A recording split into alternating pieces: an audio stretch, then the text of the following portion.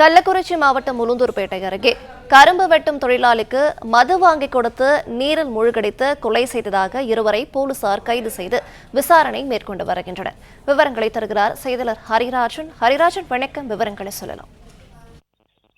வணக்கம். கள்ளக்குறிச்சி மாவட்டம் அரிப்பாளையம் கிராமத்தைச் சேர்ந்தவர் சுபாஷ்.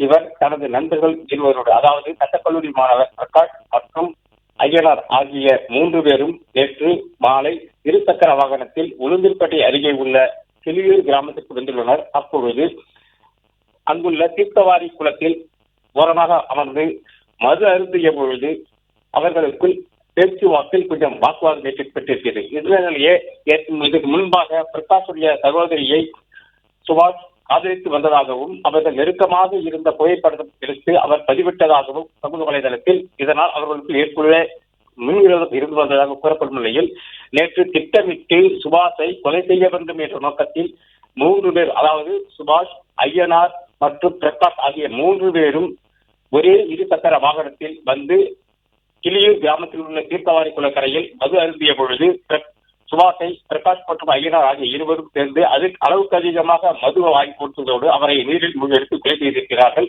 இது நேற்று அந்த பகுதியில் இருந்த சிறுவர்கள் பார்த்து கூச்சலிட்டதோடு இதற்கு பிறகு திருநாவலூர் காவல் நிலையத்திற்கு தகவல் தெரிவித்தனர். அதன் பேரில் அங்கு விரைந்து வந்த போலீசார் தீயணைப்பு படை வீரர்கள் உதவியோடு சுபாஷ் உடலை மீட்டு விசாரணை மேற்கொண்டதில் அவர் கொலை செய்யப்பட்டது. மேலும் அவருடன் வந்த பிரகாஷ் மற்றும் ஐயனார் ஆகிய இருவரையும் பிடித்து விசாரணை செய்ததில் அவர்கள் திட்டமிட்டு கொலை செய்தது தெரிய வந்தது.